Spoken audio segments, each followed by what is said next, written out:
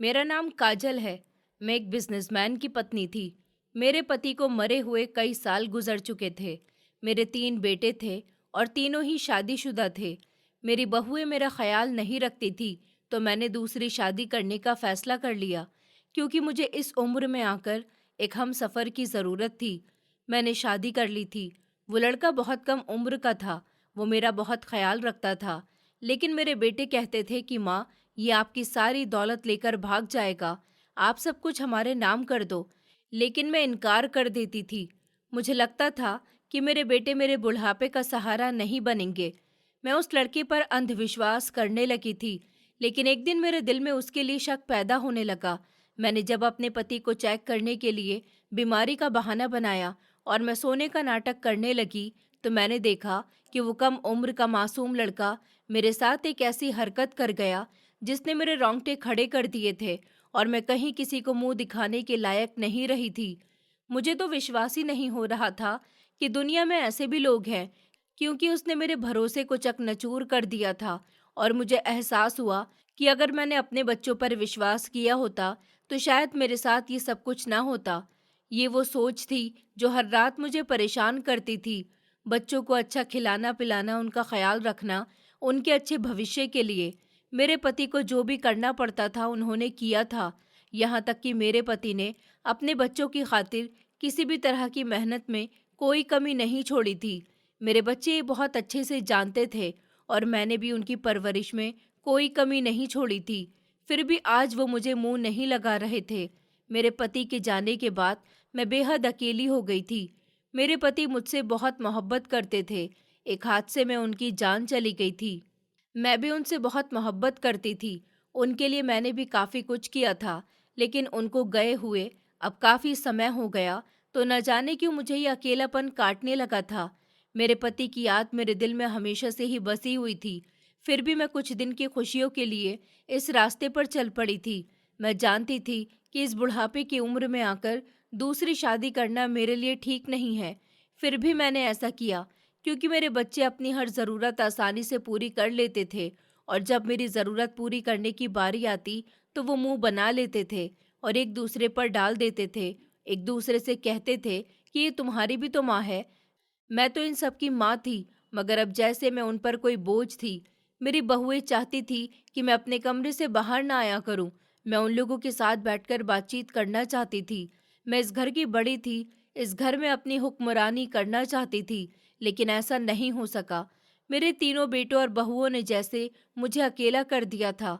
उन्हें मेरी मौजूदगी पसंद नहीं थी। वो तो मेरे साथ सीधे मुंह बात तक नहीं करते थे, मेरे साथ खाना खाना पसंद नहीं करते थे, मेरे साथ उठना बैठना पसंद नहीं करते थे। उन लोगों ने अपना एक अलग स्टैंडर्ड बना रखा था, जिसमें मुझ जैसी बूढ़ी औरत, जो कि उनकी माँ थी, उसके लिए कोई जगह नहीं थी। मैं सोच भी नहीं सकती थी कि मेरे साथ वो इस तरह का सलूक भी करेंगे। मैं तो उनसे हमेशा ही अच्छे की उम्मीद रखती थी, क्योंकि मैंने हमेशा उनके साथ अच्छा किया था। वो मेरे बच्चे थे, फिर भी मैंने कभी उनसे ऊंची आवाज़ में बात नहीं की थी। हमेशा अपने पति के साथ साथ खुद भी उनकी ख्वाहिशें पूरी करने में लगी रही थी। मगर अब जब वो बड़े हो गए थे, घर गृहस्थी वाले हो गए थे, तब उनके लिए एक बूढ़ी और विधवा माँ को पालना भारी पड़ रहा था। अब मेरा अपने बच्चों के अलावा अगर कोई था, तो वो थी मेरी सहेली, जो मेरी हमराज भी थी और मेरी फिक्र भी किया करती थी। मेरी बहू और बेटों ने कभी मुझ पर आने जाने की कोई पाबंदी नहीं लगाई थी। मैं जहाँ चाहे जा सकती थी, लेकिन अगर मैं कभी घर वापस लौट कर नहीं भी आती, तब भी उन लोगों को मेरी कोई फिक्र नहीं होती थी। मैं कभी कभी अपनी सहेली नीलम के घर चली जाती थी। आज भी मैं उसके घर जाकर उससे इसी बारे में बात कर रही थी। नीलम, आज मैं बहुत उदास हूँ। तुम्हें पता है, आज बड़ी बहू मेरे कमरे में आई और कहने लगी, मम्मी, आपकी वो डायमंड वाली अंगूठी चाहिए थी। मैंने उसे देने से इनकार कर दिया, क्योंकि वो मेरे पति अक्षत ने मुझे शादी की सालगिरह पर गिफ्ट की थी। मेरे इनकार करने पर मेरी बड़ी बहू रितिका ने मुंह बना लिया और कहने लगी कि ये तो आप बहुत गलत कर रही हैं। कल आपकी छोटी बहू सेजल आकर आपसे सोने का सेट मांगने आई, तो आपने उसे फौरन पहनने के लिए दे दिया। आज जब मैं आपसे डायमंड की अंगूठी मांगने के लिए आई हूँ, तो आप मुझे इनकार कर रही हैं। मैं अभी अभिजीत को फ़ोन करके आपकी शिकायत करती हूँ। नीलम, इन लोगों ने मुझे बुरी तरह से उलझा दिया है। पहले बहू को कुछ दे देती हूँ तो दूसरी नाराज हो जाती है, दूसरे को कुछ दे देती हूँ तो तीसरी नाराज हो जाती है, और इनमें से किसी को भी किसी चीज को देने से इनकार कर देती हूँ तो मेरे बेटे मुझसे लड़ने पर उतर आते हैं। मैं करूँ तो करूँ क्या? मुझे कुछ समझ नहीं आता। मेरी बात सुनकर नीलम कहने लगी, देखो काजल, तुमने और तुम्हारे पति ने कुछ ज्यादा ही अपने बच्चों को मुंह पर चढ़ा लिया था। तुम्हें याद है, जब तुम्हारे बच्चे छोटे थे, मैं तुम्हारे घर आई थी और तुम्हारे बीच वाले बेटे ने मेरे छोटे बेटे के मुंह पर खेल खेल में तमाचा मार दिया था और मेरा बेटा कितनी बुरी तरह से रो रहा था। मैंने तुमसे तुम्हारे बेटे की शिकायत की तो तुम्हें और तुम्हारे पति को बहुत बुरा लगा था। तब तुमने अपने बेटे को समझाया नहीं था, बल्कि तुम्हारे पति ने मेरे बेटे को ही डांट दिया था और उल्टा उस पर ही इल्जाम लगा दिया कि मेरे बेटे ने ही कुछ किया होगा, तभी तुम्हारे बेटे ने उस पर हाथ उठाया। मैंने कहा कि ये तो बहुत पुरानी बात है और तुम बच्चों की बात को इतना सीरियस क्यों ले रही हो? नीलम कहने लगी, मैं सीरियस नहीं ले रही, मैं सिर्फ तुम्हें इतना बता रही हूँ कि तुमने अपने बच्चों को बचपन में ही काफी बदतमीज कर दिया था। तुम्हारे पति भी तुम्हारे बच्चों की बहुत लाड उठाया करते थे। अब मेरे दोनों बेटों को ही देख लो, इस घर में मेरा राज चलता है। मेरे दोनों बेटे या मेरी बहुएं मेरी मर्जी के बिना कुछ भी नहीं करते। मजाल है कोई भी मेरे सामने ऊंची आवाज में बात भी करे। ये कहलाती है अच्छी परवरिश। जो तुमने अपने बच्चों के साथ किया वो अच्छी परवरिश नहीं थी, बल्कि लाड प्यार के नतीजे में तुमने अपने बच्चों को बिगाड़ दिया, जिसे आज तुम भुगत रही हो। अब बच्चों की गलतियों को बचपन में ही सुधारा नहीं जाए तो बड़े होकर वो ऐसा ही करते हैं। नीलम की बात एक तरह से बिल्कुल सही थी। ऊपर वाले ने मुझे 3 बेटे दिए थे जिस पर मैं बहुत घमंड करती थी, और मैंने और मेरे पति ने मिलकर अपने बच्चों की बदतमीजी पर भी कभी उन्हें ना तो डांट लगाई थी और ना ही कभी उन्हें टोका था। मैं शर्मिंदा हो रही थी कि क्यों मैंने अपने बच्चों को अच्छे संस्कार नहीं दिए, लेकिन अब तो बहुत देर हो चुकी है। सब कुछ मेरे हाथ से निकल चुका, मैं कुछ भी नहीं कर सकती। अब पछतावे के अलावा मेरे पास कुछ भी नहीं बचा था। जब मैं अपने बच्चों को देखती थी तो मुझे अपनी जवानी के दिन याद आ जाते थे। अब जिस तरह से मैंने अपने बच्चों की गलत संगत में परवरिश की, ऐसे ही वो भी अपने बच्चों को पाल रहे हैं। जब मैं उन्हें समझाने की कोशिश करती तो वो भी मुझे डांट कर खामोश कर देते थे और कहने लगते थे कि आप अपनी ज़िंदगी तो अपने हिसाब से गुजार चुकी हैं, अब हमें हमारी ज़िंदगी हमारी मर्जी के मुताबिक गुजारने दीजिए। हमारी लाइफ में या हमारे बच्चों की लाइफ में इंटरफेयर करने की कोई ज़रूरत नहीं है। मैं खामोश हो जाती थी क्योंकि अब मैं उनके रहमो करम पर थी। मेरी हर मुमकिन कोशिश होती थी कि अपनी बहुओं को खुश रखूं। मेरे पति की फैक्ट्री से जितना भी पैसा आता था उनमें से ज्यादातर मैं अपनी बहुओं में बांट देती थी। मेरे पति की मेहनत से बनाया गया सारा बिजनेस मेरे बच्चे संभाल रहे थे, जो कि मेरे नाम पर था। मैं पढ़ी लिखी थी, चाहती तो सब कुछ अपने हाथों में ले सकती थी, लेकिन मैंने ऐसा नहीं किया था। अभी भी मैं अपने बच्चों की खुशी ही देख रही थी, लेकिन उनमें से कोई भी मुझसे खुश नहीं था और ना ही मेरा ख्याल रखा जाता था। ऐसी हालत में मुझे अपने पति की बहुत याद आती थी, जिन्होंने एक लंबे समय तक मेरे साथ वफा निभाई थी। उन्होंने हमेशा मेरा बहुत ही ख्याल रखा था और मेरी हर ज़रूरत पूरी की थी। जब तक मेरे पति जिंदा थे तब तक मुझे किसी से भी कुछ कहने की ज़रूरत नहीं पड़ती थी। यहाँ तक कि उस समय तो मैं अपनी बहुओं से किसी भी काम को नहीं कहती थी। मगर फिर अचानक एक दिन एक्सीडेंट होने की वजह से उनकी मौत हो गई। उनकी मौत के बाद मेरी ज़िंदगी वीरान हो गई थी। अब मैं इतनी ज़्यादा बूढ़ी हो चुकी थी कि मेरे लिए अपना काम करना भी मुश्किल था। मेरी कोई बेटी भी नहीं थी जिसे मैं अपने पास बुला लेती या वो मेरा कोई काम कर देती। ना ही मेरी कोई बहन थी और न परिवार का ऐसा कोई सदस्य था जो मेरे किसी काम आ सकता। मेरे लिए अब अपने सारे काम करना बहुत मुश्किल हो गया था। हालांकि इसी वजह से मैं चाहती थी कि कोई मेरे छोटे मोटे काम कर दे, मगर बहुएं तो मेरे कामों को हाथ ही नहीं लगाती थी। यहाँ तक कि अपने बच्चों को भी मेरे पास नहीं आने देती थी। और बेटे, वो ना तो मेरे किसी काम के थे और ना ही मुझे खर्च के लिए पैसे दिया करते थे। मैं ठीक तरह से अब अपना ख्याल नहीं रख सकती थी। इसी वजह से मुझे नहाए हुए भी कई कई दिन गुजर जाते थे। कुछ भी करके मेरी बहुएं यही चाहती थी कि मैं घर से कहीं चली जाया करूं। मेरे आने जाने के लिए उन्होंने ड्राइवर रखा हुआ था। बस मुझे उन लोगों से इतना ही फ़ायदा था कि अगर मुझे कभी अपनी सहेली के यहाँ जाना होता तो मैं चली जाती थी। बाकी तो मेरा इस दुनिया में कोई भी नहीं था। अभी भी मुझे नहाए हुए 1 हफ्ता हो गया था, जिसकी वजह से मेरे शरीर से बदबू आने लगी थी। मुझे इस बात का अच्छे तरीके से अंदाज़ा हो गया था, लेकिन मैं इस मामले में कुछ भी नहीं कर सकती थी। मैं पूरी तरह से अपने बच्चों पर निर्भर थी। दूसरी तरफ ना तो मेरे बच्चे मेरा ख़्याल रख रहे थे और ना ही वो अपने बच्चों को मेरे करीब आने की इजाज़त देते थे। मैंने उनसे कहा भी था कि मेरे कामकाज के लिए कोई नौकरानी रख दो, तो बहुओं ने जवाब दिया कि हमारे पास फालतू का पैसा नहीं है। वो मेरे पति के बनाए गए बिजनेस के पैसे को अपना बता रहे थे। ये सब देखकर मुझे बहुत दुख होता था। मेरा दिल खून के आंसू रोता था। मेरा दुख सुनकर मेरी दोस्त ने मेरी इतनी मदद तो कर दी थी कि उसने मेरे लिए एक नौकरानी रखवा दी थी, जो कि मेरा बहुत ख्याल रखने लगी थी, जिसकी वजह से मैं धीरे धीरे सेहतमंद होने लगी थी, क्योंकि वो समय पर मुझे दवाइयाँ खिलाती थी और टाइम पर मुझे खाना भी खिला देती थी। जब मैं दोबारा सेहत की तरफ लौटने लगी, तब मैंने फैसला कर लिया कि मैं अपना अकेलापन बांटने के लिए अब दूसरी शादी करूंगी। मैंने अपने इस फैसले के बारे में अपने बच्चों तक को नहीं बताया था, क्योंकि मैं जानती थी जब उन्हें इस बारे में पता चलेगा तब वो बहुत ज़्यादा हंगामा करेंगे। लेकिन मैं अब और ये बर्दाश्त नहीं कर सकती थी। एक दिन मैं अपने कमरे में बैठी अपनी सहेली से फ़ोन पर इसी के बारे में बातें कर रही थी कि मेरी बहू ने ये सब कुछ सुन लिया। वो मेरे सबसे बड़े बेटे की पत्नी थी और बहुत ही ज़्यादा चालाक थी। घर में जो भी फसाद मचता था, वो सिर्फ और सिर्फ उसकी वजह से ही होता था।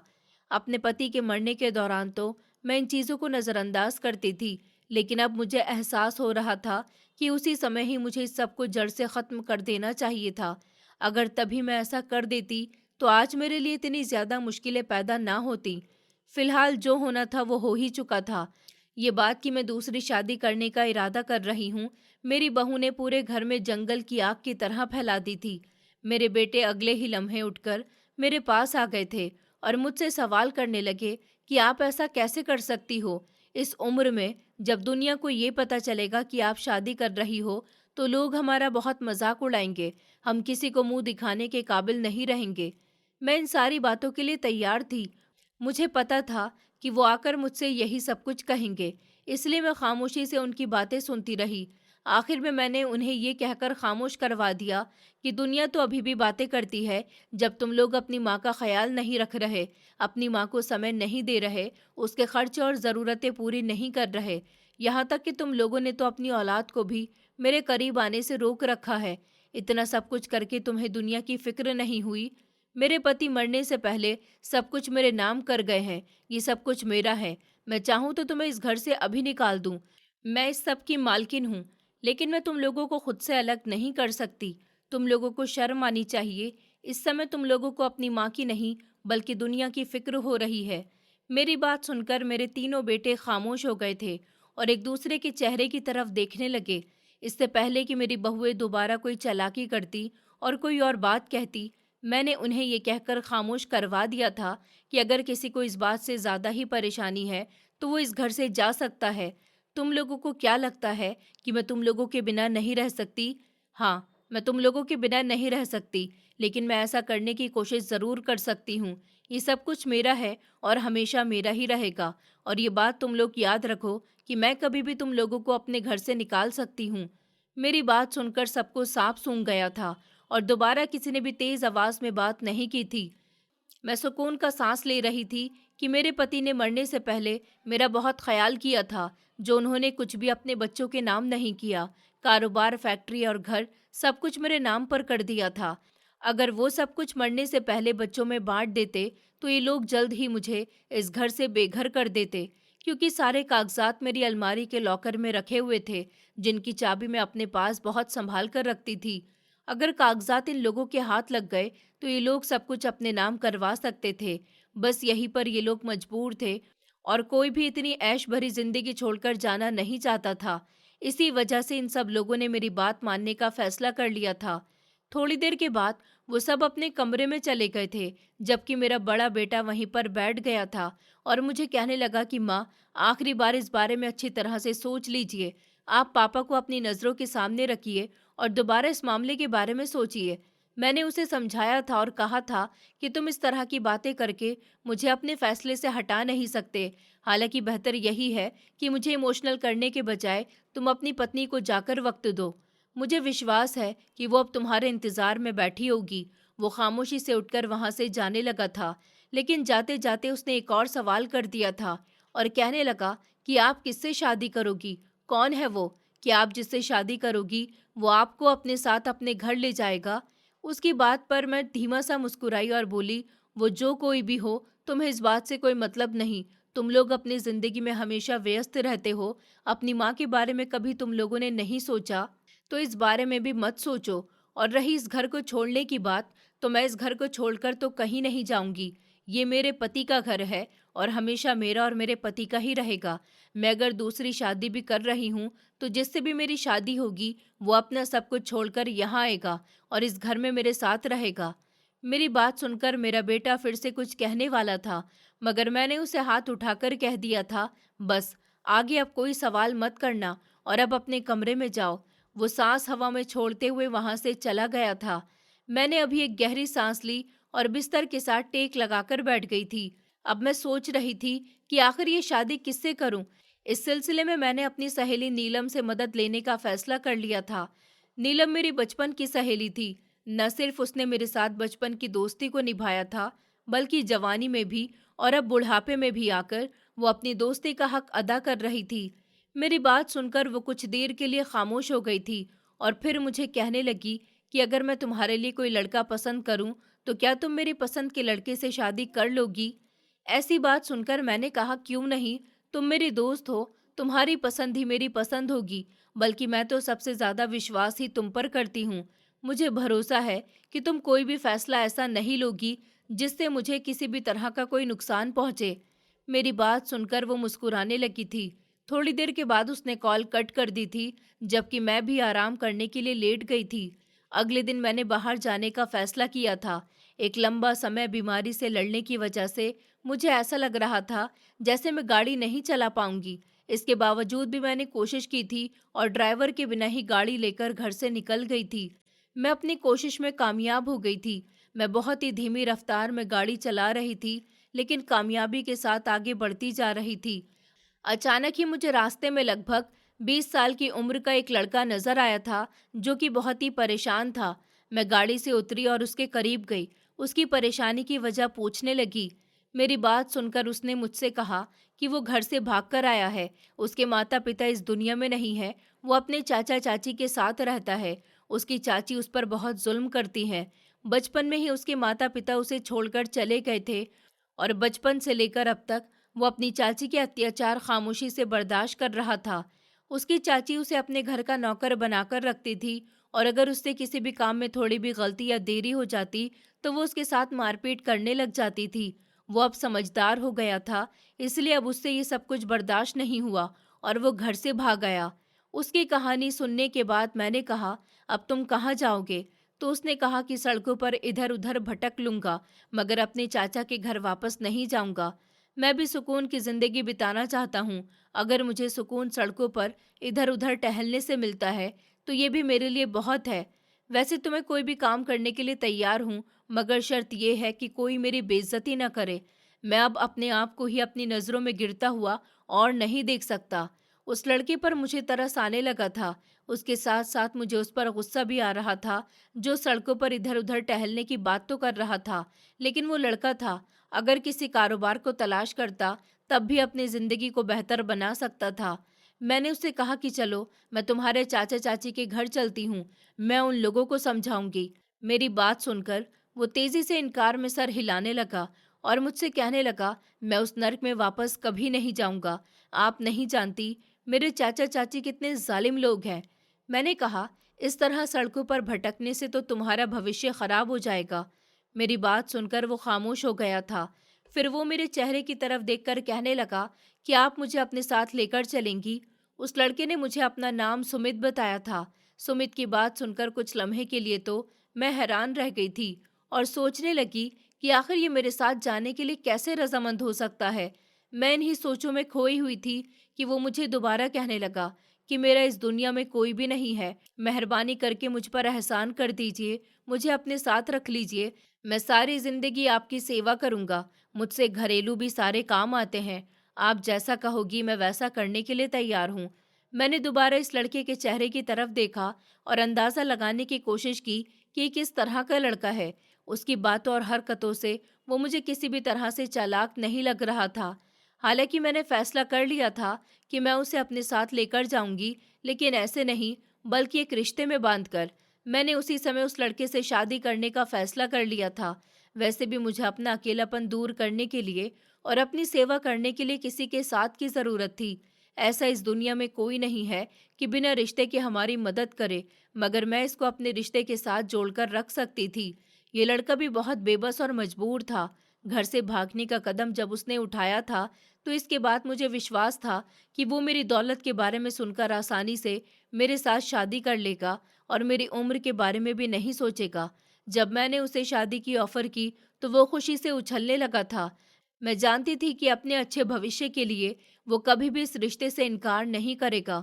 उसकी खुशी देखकर मेरा भी दिल बेफिक्र हो गया था और फिर मैं उसे अपने साथ लेकर अपनी दोस्त की तरफ निकल गई थी, क्योंकि मैं अपनी शादी उसकी मौजूदगी में ही करना चाहती थी। मेरी दोस्त ने जब मेरे साथ एक कम उम्र लड़के को देखा, तो वो पहले हैरान हुई थी। जब मैंने उसे बताया कि मैं इसके साथ शादी करना चाहती हूँ, तो उसने हंगामा मचाना शुरू कर दिया था। वो मुझे डांटते हुए कहने लगी कि ये तो तुम्हारी औलाद समान है, तुम्हें शर्म नहीं आती इसके साथ शादी करते हुए? तुम अपनी सेवा करवाने के लिए इसकी जिंदगी बर्बाद कर रही हो। मैंने कहा, मैं इसकी जिंदगी बर्बाद नहीं करूंगी, बल्कि ये सब कुछ इसकी मर्जी से हो रहा है। इतना कहकर मैंने दोबारा सुमित की तरफ देखा। सुमित ने जल्दी से हाँ में सर हिला दिया था और वो नीलम से कहने लगा कि जी, ये बिल्कुल ठीक कह रही हैं, मैं अपनी मर्जी से ये शादी कर रहा हूँ। उसकी बात सुनकर नीलम वहीं जमीन पर बैठ गई थी। उसने अपना सर अपने दोनों हाथों में गिरा दिया था और मुझसे कहने लगी, तुम्हारी शादी कम से कम कोर्ट में तो नहीं करवा सकते, क्योंकि तुम पर केस भी हो सकता है। अपनी उम्र और इस लड़की की उम्र तो देखो, तुम इसकी माँ की उम्र की हो। नीलम की बातें सुनकर मुझे बहुत बुरा लग रहा था, लेकिन वो एक तरह से सच कह रही थी।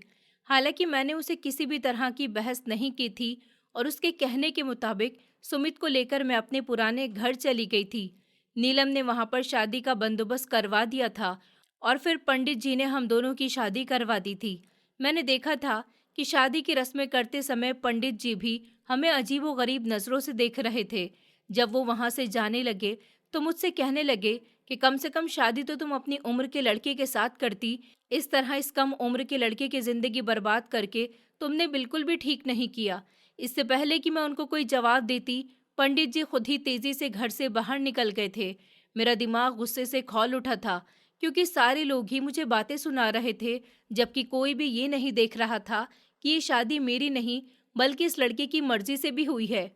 मैं परेशान हालत में लाउंज में बैठी हुई थी, जब वो लड़का मेरे पास आया और मुझे तसल्ली देते हुए कहने लगा कि मुझे पता है आप उन लोगों की वजह से परेशान हैं, लेकिन आप टेंशन मत लीजिए, इन सब लोगों को मैं खुद ही देख लूँगा, आप सिर्फ अपना ख्याल रखिए।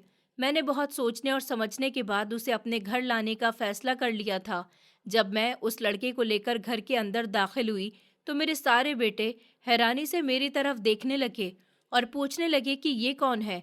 अचानक मेरी बीच वाली बहू कहने लगी कि होगा इनका कोई बेटा, उड़ाए होंगे जवानी में इन्होंने गुलछर्रे। जिंदगी में पहली बार मैंने अपनी बहू से चिल्लाकर बात की थी। मैंने उसे डांटा था और कहा था कि अगर तुमने अपनी बकवास बंद नहीं की, तो मैं तुम्हें इस घर से बाहर निकाल दूंगी। ये सुनकर मेरा बेटा भी आगे आ गया था। मैंने उसे भी वहीं रुकने के लिए कहा था और उसे धमकी दी कि अब अगर तुम में से किसी ने भी मुझसे बदतमीजी करने की कोशिश की, मुझे किसी भी तरह का दिमागी दबाव देने की कोशिश की, तो मैं तुम सब लोगों को अपनी जायदाद से बेदखल कर दूंगी। मेरी बात सुनकर सबके मुंह हैरानी से खुले के खुले रह गए थे। शायद उनको विश्वास नहीं था कि मैं कभी इस तरह की कोई बात कर सकती हूँ। जितना उन लोगों ने मुझे तंग किया था, अब उन्हें ये सब कहना जरूरी हो गया था। अब तो मेरा पति भी इस घर में आ गया था। मुझे अच्छी तरह से अंदाजा था कि ये सब उसके साथ बुरा सलूक करेंगे और उसे तकलीफ पहुंचाने का कोई भी मौका हाथ से नहीं जाने देंगे। इसलिए मैंने उन्हें पहले ही वार्न कर दिया था और ये भी कह दिया था कि कोई भी मेरे पति के करीब नहीं भटकेगा और मेरा पति मेरे कामों के अलावा किसी के भी काम को हाथ नहीं लगाएगा। इसके साथ वैसा ही बर्ताव किया जाएगा जैसे घर के सभी सदस्यों के साथ किया जाता है। अगर किसी ने इसके साथ बदतमीजी करने की कोशिश की, इसे किसी भी तरह परेशान किया, तो वो अपने अंजाम के लिए तैयार रहे। सबसे बड़ी बहू बहुत समझदार थी। उसे अंदाजा हो गया था कि अब मैं जो भी कह रही हूँ उसको अंजाम भी दे सकती हूँ। इसलिए वो तेजी से आगे आई और कहने लगी, अरे मम्मी जी, आप तो गुस्सा ही हो गई। हमारा मकसद आपको गुस्सा दिलाना नहीं था, बल्कि हम तो सिर्फ इतना कह रहे थे कि आपने इतने छोटे लड़के से। मैंने उसकी बात को वहीं रोक दिया था और कहा था, तुम लोग जो भी कह रहे थे, मुझे इस चीज़ से कोई फर्क नहीं पड़ता। अब मैं जो कह रही हूँ वो तुम सुनो और उस पर ध्यान भी दो। इतना कहकर मैंने सुमित का हाथ पकड़ा था और कमरे में चली आई थी, जबकि वो लोग पीछे मेरे बारे में बातें करने लगे थे। लेकिन अब मुझे इस चीज़ से ज़रा भी फर्क नहीं पड़ता था, क्योंकि अब मेरा साथ निभाने के लिए एक साथी मेरी ज़िंदगी में आ चुका था। मुझे शादी के समय ही उससे मोहब्बत हो गई थी और ये मुझे दुनिया का सबसे प्यारा मर्द लगने लगा था। शायद इसकी वजह ये भी थी कि वो कम उम्र का मासूम लड़का था और किसी हद तक शरारती भी था। मुझे शुरू से ही ऐसे लड़के बहुत ज़्यादा पसंद थे, लेकिन मेरे पति बहुत सीरियस इंसान थे और वो हमेशा काम की बात के अलावा मुझसे और कोई बात नहीं करते थे। मैं अक्सर उनसे हंसी मजाक करती रहती थी, लेकिन जवाब में वो सिर्फ मुस्कुरा देते थे। जबकि अब सुमित की सूरत में मुझे एक बहुत ही अच्छा पति मिल गया था, जो मेरा हर तरह से ख्याल रखता था। अब मेरे सारे काम भी वो खुद ही किया करता था। एक दिन सुमित घर पर नहीं था। ज़रूर वो अपने लिए बाजार से कुछ खरीदारी करने के लिए गया हुआ था। मैं अकेले ही टेबल पर बैठी हुई थी और सुबह का अखबार पढ़ रही थी कि अचानक ही मुझे ऐसा महसूस हुआ कि कोई मेरे करीब आकर बैठा हो। मैंने चेहरा उठाकर देखा तो मेरा बीच वाला बेटा आया था। वो काफ़ी परेशान नजर आ रहा था। अपने बेटे को परेशान देखकर मेरा दिल भी उदास हो गया था। जो भी था, वो मेरी संतान था। मैंने उससे पूछा, क्या परेशानी है? सुबह सुबह इतना बुरा सा मुंह क्यों बनाया हुआ है? उसने कहा, माँ, मुझे आपसे एक ज़रूरी बात करनी है, लेकिन समझ नहीं पा रहा कि बात किस तरह से शुरू करूं। वो सच में बहुत ज़्यादा उलझा हुआ दिखाई दे रहा था। मैंने उसकी मुश्किल आसान की और उससे कहा कि जो भी बात है तो मुझसे खुलकर करो। उसने कहा कि माँ, अब जो लड़का अपने साथ लेकर आई हो, इससे पहले वो कुछ और कहता, मैंने उसे खामोश करवा दिया और कहने लगी कि अगर तुम्हें सुमित के बारे में कोई भी बात करनी है तो खामोश हो सकते हो। मेरे बेटे ने कहा, माँ, आप मेरी बात नहीं समझ रही हैं।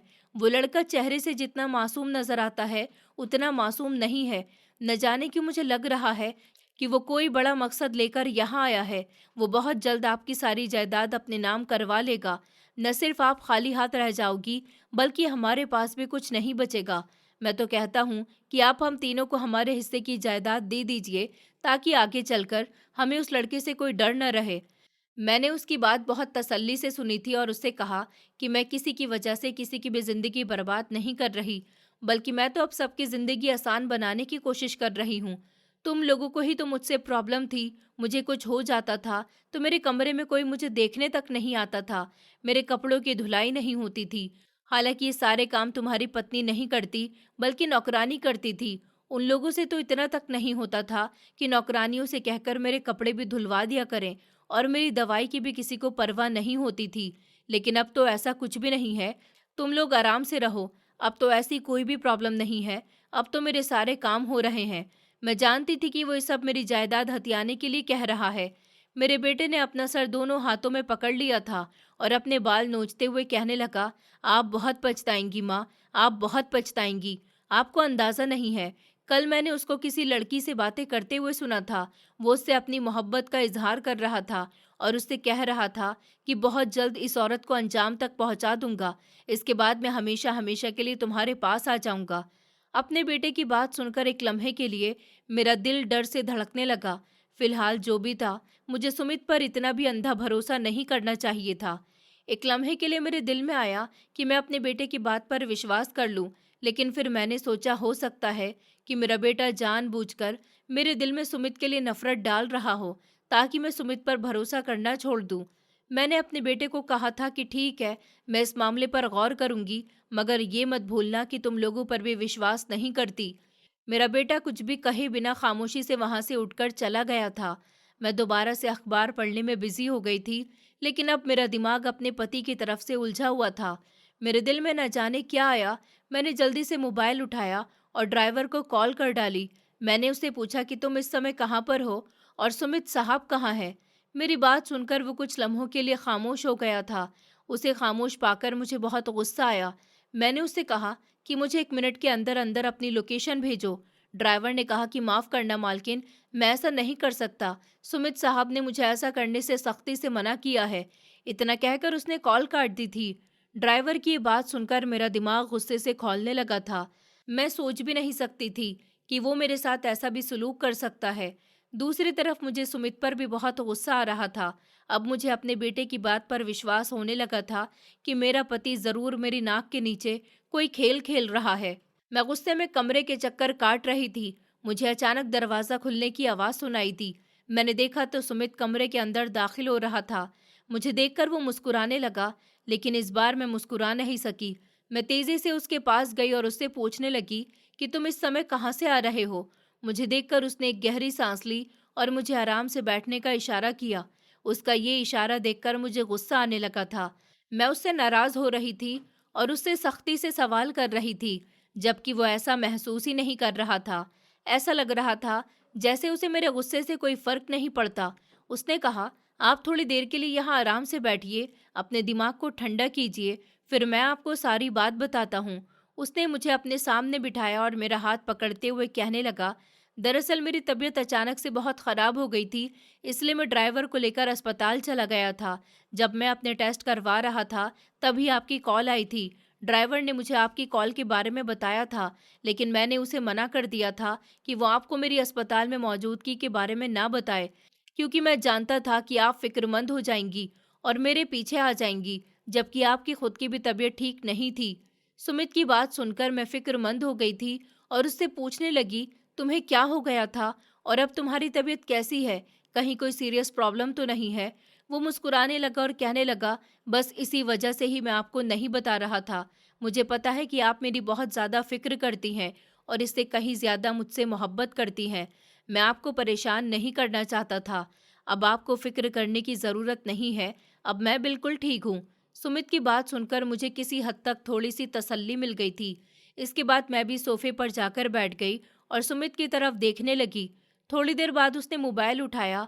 मोबाइल की स्क्रीन को देखकर वो मुस्कुराने लगा था। उसके चेहरे पर बहुत ही शर्मीली सी मुस्कुराहट फैली हुई थी। मुझे शिद्दत से कुछ गलत होने का एहसास हुआ। मेरे दिमाग में अपने बेटे की बातें गूंजने लगी थी। मैंने उसे सवाल किया, तुम किससे बात कर रहे हो? मेरा सवाल सुनकर वो चौंक उठा था। उसके चेहरे पर एक साया सा लहराया था, जिसे मैंने अच्छे तरीके से महसूस कर लिया था।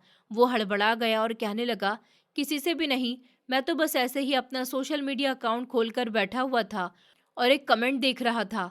इतना कहकर वो जल्दी से बिस्तर पर उठकर बैठ गया था और अपने सर को दबाते हुए कहने लगा, मुझे इस समय सर में दर्द हो रहा है, मैं अपने लिए कोई दवाई लेकर आता हूँ। इतना कहकर वो तेजी से दरवाज़ा खोलकर बाहर चला गया था। उसे ये मोबाइल मैंने ही खरीद कर दिया था, जिसको वो इस्तेमाल कर रहा था। जब मैंने उसे ये मोबाइल दिया था तब वो बहुत खुश हुआ था, लेकिन जाते जाते वो अपना मोबाइल उठाना नहीं भूला था। अब मैं इतनी भी पागल नहीं थी और इतनी भी बच्ची नहीं थी जो उसकी ये हरकतें नहीं समझ सकती। अभी थोड़ी देर पहले ही वो मुझे तसल्ली दे रहा था कि मैं बिल्कुल ठीक हूँ, और अब जैसे ही मैंने उससे मोबाइल के बारे में पूछा तो उसने बहाना बना दिया था। ज़रूर वो किसी न किसी के चक्कर में लगा हुआ था। अब मैंने उस पर नज़र रखने का फैसला कर लिया। रात के समय सोने की कोशिश कर रही थी, लेकिन नींद मेरी आंखों से काफ़ी दूर थी। मेरी नज़रों के सामने बार बार सुमित का चेहरा घूम रहा था और मैं ये अंदाज़ा लगाने की कोशिश कर रही थी कि वो बेवफा है या नहीं। मैं इन्हीं सोचों में खोई हुई थी जब मुझे ऐसा महसूस हुआ जैसे कोई बेड से नीचे उतरा हो। मैंने दाहिनी तरफ गर्दन मोड़ कर देखा तो सुमित बहुत ही सावधानी से कदम उठाता हुआ दरवाजे की तरफ जा रहा था। उसने हाथ में अभी भी मोबाइल पकड़ा हुआ था और मोबाइल पर कोई कॉल आ रही थी। थोड़ी देर के बाद वो कमरे से बाहर निकल गया था। उसके बाहर निकलते ही मैं भी तेजी से उठी और उसके पीछे पीछे चली गई थी। मैंने देखा उसी समय वो लॉन में खड़ा हुआ था और किसी से फोन पर हंस हंसकर बातें कर रहा था। आधी रात के समय अपने पति को किसी के साथ बातें करता हुआ देखकर मेरा खून गुस्से से खौलने लगा था। मैं तेजी से उसकी तरफ बढ़ी, लेकिन इससे पहले ही उसने कॉल काट दी थी। जैसे ही वो पीछे पलटा, मुझ पर नजर पड़ते ही वो अपनी जगह पर रुक गया था और हैरानी से मेरे चेहरे को तकने लगा। थोड़ी देर बाद उसने अपने आप पर काबू पाया और मुस्कुराते हुए मुझसे पूछने लगा कि आप रात के इस समय यहाँ पर क्या कर रही हो? मैंने अब उसी के अंदाज में उसके साथ खेलने का फैसला कर लिया था। हालांकि मैंने भी मुस्कुराते हुए जवाब दिया कि अचानक ही मेरी आंख खुल गई थी। मैंने देखा कि तुम बिस्तर पर नहीं थे। मुझे तुम्हारी फिक्र होने लगी। मैं यहाँ पर आई तो मुझे पता चला कि तुम किसी के साथ बात करने में बिजी हो। मैंने एक नज़र आसमान की तरफ देखा और दूसरी नज़र सुमित पर डालकर ये बात कही। मेरी बात सुनकर वो मुस्कुराने लगा था, लेकिन आज उसका ये मुस्कुराना मुझे बिल्कुल भी अच्छा नहीं लग रहा था। थोड़ी देर तक हम दोनों वहीं पर खड़े बातें कर रहे थे। उसके बाद मैंने उसको कमरे में जाने का कहा और खुद बाहर टहलने लगी। मैंने अपनी दोस्त नीलम को फ़ोन किया और उसे बताया कि वो सुमित के बारे में पता लगवाए, ये कौन है और कहाँ से आया है, इसका परिवार कैसा है। मेरी बात सुनकर नीलम हैरान हुई थी और कहने लगी कि तुम्हें इसके बारे में सब कुछ पता तो था, तुम ये सब अब दोबारा से क्यों पता लगवा रही हो। मैंने कहा, मुझे सिर्फ वही पता था जो उसने मुझसे कहा था, इसके अलावा मैं कुछ भी नहीं जानती। लेकिन अब मुझे लग रहा है जैसे वो कोई बहुत बड़ा धोखेबाज है। इन दिनों वो बहुत ही अजीब हरकतें कर रहा है। नीलम मेरी बात सुनकर फिक्रमंद हो गई थी और मुझे तसल्ली देते हुए कहने लगी कि तुम फिक्र मत करो, मैं जल्द ही इसके बारे में पता लगाती हूँ और फिर तुम्हें बताती हूँ। अगले दिन दोपहर के समय मुझे नीलम की कॉल आई थी। उसने मुझे वही बातें बताई जो कि उस लड़के ने बताई थी, जिससे मुझे अंदाजा हो गया था कि वो झूठ नहीं है, मगर उसकी हरकतें मुझे शक में डाल रही थी। अब वो अक्सर ही रातों को कमरे से गायब रहने लगा था। न जाने वो कहाँ पर चला जाता था। अगर कभी मैं उससे सवाल करती तो वो ये कहकर टाल देता था कि मेरी तबीयत रात के समय ख़राब हो जाती है, इसीलिए टहलने के लिए बाहर चला जाता हूँ। अब सर्दियों की रातें आ गई थी और इस सर्दी के मौसम में कमरे से बाहर निकलना मेरे लिए तो मुश्किल था। मैं जब भी कमरे से बाहर निकलती थी तो मेरे घुटनों में दर्द होने लगता था। इसी वजह से मजबूर होकर मैं कमरे में ही ठहरी रहती थी। मुझे लग रहा था जैसे वो मेरी इसी मजबूरी का ही फ़ायदा उठा रहा है। एक दिन मेरी तबीयत अचानक ही ख़राब हो गई। उस दिन वो भी घर पर मौजूद नहीं था। मैं डॉक्टर के पास गई तो मुझे पता चला कि मुझे कैंसर है और वो आखिरी स्टेज तक पहुंच गया है। मेरे पास जीने के लिए सिर्फ और सिर्फ 3 महीने हैं। ये खबर मेरे लिए बहुत बुरी थी और बहुत ही तकलीफ दे थी। डॉक्टर ने मुझे मना किया था कि मैं फ़िलहाल किसी को भी इस खबर के बारे में ना बताऊं। मैं खामोशी से घर लौट आई थी। अभी मैं कमरे में दाखिल हो रही थी जब मुझे सुमित की आवाज़ सुनाई दी। यकीनन वो गैलरी में खड़ा हुआ था और किसी से फ़ोन पर बात कर रहा था। मैं ना चाहते हुए भी वहाँ पर रुक गई थी और उसकी बातें सुनने लगी। वो कह रहा था कि तुम फिक्र मत करो, तुमने जो काम कहा है वो 1 हफ्ते के अंदर अंदर पूरा हो जाएगा, फिर हम दोनों ऐश करेंगे। इससे पहले वो आगे कुछ कहता, उसकी नज़र सामने शीशे पर पड़ी जहाँ पर उसे मैं नज़र आ रही थी। वो एकदम ही कॉन्फिडेंस भरे अंदाज में आ गया था और कहने लगा कि हाँ हाँ, मैंने अपनी पत्नी काजल जी से भी इस बारे में बात कर ली है और वो मुझे पैसे देने के लिए राज़ी हो गई हैं। उसने कहा, अच्छा अब मैं फ़ोन रखता हूँ, और फिर उसने मोबाइल बंद कर दिया था। इसके बाद वो मेरी तरफ पलटा और भागता हुआ मेरे करीब आकर रुका। उसने मेरी तरफ देखते हुए कहा, दरअसल मैं अपने एक दोस्त से बात कर रहा था। हम दोनों ने घूमने का प्लान बनाया है। मैंने उसे बताया था कि इस ट्रिप का खर्चा उठाने के लिए आप मुझे पैसे दे दोगी। मैं कुछ देर तक उसके चेहरे की तरफ देखती रही। फिर मैंने कहा कि ठीक है, तुम मुझे अपने उस दोस्त का नंबर मिला कर दो जिससे तुम बात कर रहे थे। उसके चेहरे पर एक साया आकर लहराया। कुछ देर तो वो खामोश रहा, फिर मुस्कुराते हुए कहने लगा कि मैं आपकी उससे ज़रूर बात करवा देता, लेकिन उसने मुझे कॉल पर बिल्कुल अभी बताया कि वो किसी ज़रूरी काम से बाहर जा रहा है। मैं उसे दोबारा कॉल करके परेशान न करूं। जब उसकी तरफ से कॉल आएगी तो मैं आपकी उससे बात करवा दूंगा। मुझे लग रहा है कि आपकी तबीयत ठीक नहीं है, आप कमरे में चलिए, मैं आपके लिए जूस बनवा लाता हूँ। इतना कहकर सुमित किचन की तरफ चला गया था, जबकि मैं उसको घूरने लगी थी। आज उसकी बातें सुनकर मुझे सच में अंदाज़ा हो रहा था कि ये लड़का ठीक नहीं है, बल्कि ये कोई बहुत ही बड़ा गेम खेल रहा है। मगर अब मैं इसकी चापलूसी में आने वाली नहीं थी। मैंने फैसला कर लिया था कि बहुत जल्द मैं इसकी गेम को इसी पर उल्टा कर दूंगी। मुझे खुद पर गुस्सा आ रहा था कि आखिर मुझे क्या ज़रूरत थी एक जवान लड़के की मदद करने की, जबकि इससे पहले मैं बहुत सी ऐसी खबरें पढ़ चुकी थी जिसमें वो सारे बूढ़े लोग आखिर में खाली हाथ रह गए थे, जिन्होंने जोश में आकर जवान लड़का या लड़की से शादी कर ली थी। मगर मैं अपने आप को बूढ़ी बनने नहीं दे सकती थी। इसी वजह से अब मैं उसकी हर हरकत पर नज़र रखने लगी थी। मैंने ड्राइवर को भी अच्छी तरह से समझा दिया था कि सुमित साहब जहाँ पर भी जाते हैं तुम उन पर नज़र रखोगे, और अगर तुम कुछ भी अजीब व गरीब देखो तो तुम इसके बारे में मुझे आकर बताओगे। ड्राइवर ने मुझसे वादा किया था। दूसरी तरफ मैंने घर के अलग अलग हिस्सों में कैमरे लगा दिए थे। मैंने ज्यादातर उन जगहों पर जरूर कैमरे लगवाए थे जहां पर जाकर सुमित फोन पर बात करता था, क्योंकि मैं सुमित की बातों को सुनना चाहती थी, देखना चाहती थी कि आखिर वो किससे बात करता है और क्या बात करता है।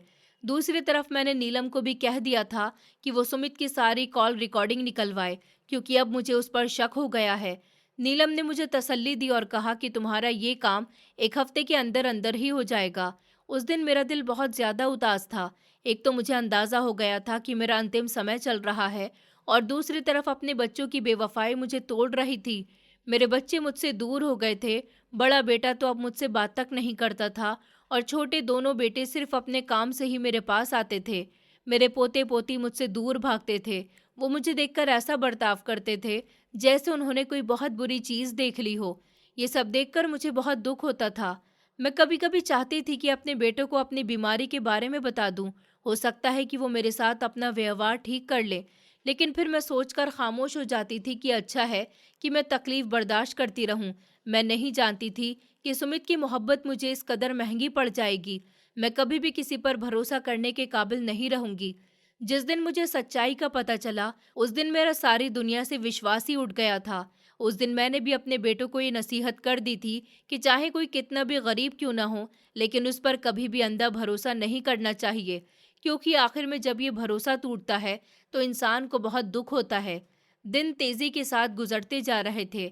दोपहर के समय मैं अपने कमरे में लेटी आराम कर रही थी। थोड़ी देर पहले ही मेरे पति ने मुझे खाना लाकर दिया था, लेकिन खाना खाने के फौरन बाद ही मुझे नींद आने लगी थी। अभी भी मैं थोड़ी नींद की बेहोशी में थी कि मुझे ऐसा महसूस हुआ कोई कमरे में दाखिल हुआ हो। मैंने हल्की हल्की आंखें खोल कर देखा तो सामने मुझे सुमित खड़ा हुआ नजर आया। वो इस समय अलमारी के सामने खड़ा था। अचानक ही वो मेरी तरफ बढ़ा और साइड टेबल पर रखे मेरे पर्स से मेरी अलमारी की चाबी निकाल ली। वो यही समझ रहा था कि शायद मैं सो रही हूँ, लेकिन मैं अभी जाग रही थी। उसने जल्दी से अलमारी खोली और वहां से कुछ कागजात निकालने लगा। जैसे ही वो कागजात निकाल कर फ्री हुआ, उसने मेरी तरफ पलटकर देखा। मुझे जागता हुआ पाकर उसका ऊपर का सांस ऊपर और नीचे का सांस नीचे रह गया था, लेकिन मैंने उसे कुछ भी महसूस नहीं होने दिया था। मैं मुस्कुराने लगी और कहने लगी, क्या हो गया है? तुम वहां पर क्या ढूंढ रहे हो? अगर कोई चीज गुम हो गई है तो मुझे बताओ, हो सकता है मैं तुम्हारी मदद कर दूं। उसने जमीनों की एक फाइल पकड़ी हुई थी जिसे मैं जानबूझकर नजरअंदाज कर रही थी। उसने वो फाइल जल्दी से अलमारी के अंदर रखी और कहने लगा, दरअसल मेरे कुछ जरूरी डॉक्यूमेंट्स खो गए हैं जिनको मैं अपने सामान के साथ लेकर आया था। मुझे याद नहीं आ रहा कि मैंने कहाँ पर उनको रख दिया। बस मैं वही तलाश करने के लिए यहाँ आया था। मैंने पहले सोचा कि आपको जगाकर आपसे पूछ लेता हूँ, मगर फिर मैंने आपकी नींद खराब करना ठीक नहीं समझा। इसी वजह से मैंने आपकी इजाज़त के बिना ही चाबी निकाल ली। उसकी बात सुनकर मैं मुस्कुरा दी थी और कहने लगी, कोई बात नहीं, तुम मेरी इजाज़त के बिना कोई भी काम कर सकते हो। वैसे भी जो कुछ मेरा है वो सब कुछ तुम्हारा है। वो मुस्कुराने लगा और कहने लगा कि आपने तो मेरा दिल खुश कर दिया। दरअसल मुझे यहाँ पर भी फाइल नहीं मिल रही। मैं देखता हूँ शायद मैंने कहीं और रख दी हो। इतना कहकर उसने जल्दी से अलमारी बंद की और चाबी मेरे हवाले करके कमरे से बाहर निकल गया था। मेरे चेहरे पर जो मुस्कुराहट छाई हुई थी वो अब गायब हो चुकी थी। अब वहां पर सिर्फ और सिर्फ गुस्सा था। रात के समय भी मैं इसी बारे में सोच रही थी जब अचानक ही सुमित के मोबाइल पर कॉल आई तो वो तेजी से उठ गया था और कहने लगा कि हाँ हाँ ठीक है, मैं बस बाहर आ रहा हूँ, तुम थोड़ी देर इंतजार करो। उसके बाद उसने मुझे आवाज दी ताकि अंदाजा लगा सके कि मैं जाग रही हूँ या सो चुकी हूँ। अच्छी तरह अंदाजा करने के बाद वो तेजी से कमरे से बाहर निकल गया था। मैं भी उसके पीछे पीछे कमरे से बाहर निकल गई। ठंडी हवा ने मेरा स्वागत किया था। उसके साथ ही मेरे घुटनों में दर्द होने लगा था, मगर आज मैं अपनी इस दर्द को पूरी तरह से नजरअंदाज कर रही थी, क्योंकि आज राज खुलने का दिन था। सुमित घर के पीछे वाले हिस्से की तरफ चला गया था। मैं भी उसी तरफ गई और एक जगह पर छुपकर खड़ी हो गई थी। लेकिन वहां पर आने वाले इंसान को जब मैंने देखा तो मुझे लगा कि मेरे कदमों के नीचे से जमीन निकल गई है। वो कोई और नहीं बल्कि नीलम ही थी। उस दिन मेरे सामने ये राज खुल गया था कि उस लड़के को मेरी जिंदगी में भेजने वाला इंसान कोई और नहीं बल्कि नीलम ही थी। उसने अपने एक प्लान के तहत उसे मेरी जिंदगी में भेजा था कि मेरी सारी जमीनों को अपने नाम करवा सके। इसके अलावा मेरे पति की कंपनी में जितने भी शेयर्स थे वो सब उन पर कब्जा करना चाहती थी। मैं सोच भी नहीं सकती थी कि वो मेरे साथ इस तरह की हरकत भी कर सकती है। मैं शायद सदमे की हालत में उसके सामने गई। मुझे देखकर नीलम कुछ लम्हे के लिए परेशान हो गई थी और फिर मुस्कुराते हुए कहने लगी, आज मैं दोबारा तुमसे हार गई काजल। मैं तुम्हें बेवकूफ़ नहीं बना सकी और तुम्हें पता चल गया। मैंने उससे पूछा, तुम मेरे साथ ये क्यों कर रही थी? उसने कहा, क्योंकि मैं तुमसे बहुत नफरत करती हूँ और ये नफरत मैं आज के दिन से नहीं बल्कि बचपन से ही करती हूँ। मैंने तुम्हें हमेशा ही नुकसान पहुंचाने की कोशिश की, लेकिन तुम्हें कभी भी महसूस नहीं होने दिया। मैं तुम्हारे पति अक्षत से मोहब्बत करती थी, उसे बहुत पसंद करती थी, लेकिन उसने तुम्हें पसंद किया और तुम दोनों की शादी हो गई। जब तक अक्षत जिंदा था तब तक मैं उससे मोहब्बत करती रही और उसका इंतजार करती रही कि एक न एक दिन वो मुझे ज़रूर मिलेगा। लेकिन वो तुमसे इतनी मोहब्बत करता था कि तुम्हारे आने के बाद उसे कोई और दिखाई ही नहीं देता था। इसलिए मैंने सोच लिया कि तुम जो उससे शादी करके बहुत ऐशो आराम की ज़िंदगी गुजार रही हो ना, तो क्यों ना उसे तुम्हारी ज़िंदगी से निकाल दिया जाए। इसलिए उसको मैंने मरवा दिया। मैं जानती थी कि तुम्हारे बच्चे बहुत बदतमीज़ हैं, वो कभी तुम्हारे बुढ़ापे का सहारा नहीं बनेंगे और इस तरह तुम्हारी ज़िंदगी बर्बाद हो जाएगी। लेकिन तुम इतनी बेवकूफ़ इंसान थी कि तुमने कभी भी मुझ पर शक करना गवारा नहीं समझा। हालांकि एक बार तो सारे सबूत मेरी तरफ जाते थे। अभी भी मैं चाह रही थी कि तुम्हें इस दुनिया से भेजने से पहले बिल्कुल खाली हाथ कर दूं, लेकिन तुम्हें पता चल गया, क्योंकि अब मेरा अगला टारगेट तुम्हें मारने का था। मैंने गुस्से से चिल्लाकर नीलम से कहा कि दफा हो जाओ यहाँ से, मैं तुम्हें जान से मार दूंगी। तुमने मेरे अक्षत को जान से मरवाया और मैं तुम्हें हमेशा अपनी हमदर्द समझती रही। नीलम हंसती हुई मेरे घर से निकल गई थी और उसके साथ साथ सुमित भी चला गया था। मेरा दिल बुरी तरह से दुखा था। नीलम का इलाज तो मेरे पास था, मैं उसको आसानी से सज़ा दिलवा सकती थी, क्योंकि मैंने अपने घर में कई जगह पर कैमरे लगवाए थे और आज जो अपने मुंह से सच नीलम ने उगला था वो सब कुछ कैमरे में रिकॉर्ड हो गया था। और इस सबूत को मैं पुलिस के पास ले जाकर नीलम को अरेस्ट करवा दूंगी। लेकिन उससे पहले मैंने रात के समय ही अपने सभी घर वालों को इकट्ठा किया और उन्हें अपने साथ होने वाले हादसे के बारे में बता दिया था। सिर्फ इस वजह से नहीं कि मैं उनकी हमदर्दी हासिल करना चाहती थी, बल्कि इस वजह से कि मैं उन्हें बताना चाहती थी कि कभी कभी हम जिस इंसान पर आंखें बंद करके विश्वास करते हैं और जिस इंसान को अपना सब कुछ मान बैठते हैं, आखिर में वही इंसान हमें धोखा देता है। बेहतर यही है कि हर इंसान को उसकी औकात में रखा जाए। उसके बाद मैंने अपने पति की सारी जायदाद अपने तीनों बेटों में बांट दी थी। दूसरी तरफ जब मैं अस्पताल में अपने इलाज के लिए गई तो मुझे पता चला कि मुझे कैंसर जैसी कोई बीमारी नहीं है, बल्कि इस डॉक्टर को सुमित ने पैसे देकर झूठ बोलने को कहा था ताकि परेशानी की वजह से मेरा ध्यान बढ़ जाए। नीलम और सुमित को भी मैं उनके अंजाम तक उन्हें पहुंचा चुकी थी। उन दोनों को सजा हो गई थी और समय रहते मेरे बच्चों को भी अपनी गलतियों का एहसास होने लगा था।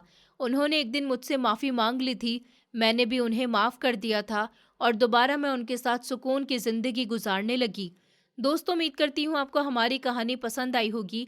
कहानी पसंद आई है तो वीडियो को लाइक करें, चैनल पर नए हैं तो चैनल को सब्सक्राइब करें और हाँ, नोटिफिकेशन बेल को ज़रूर दबाएं ताकि अगली अपडेट सबसे पहले आपको मिले।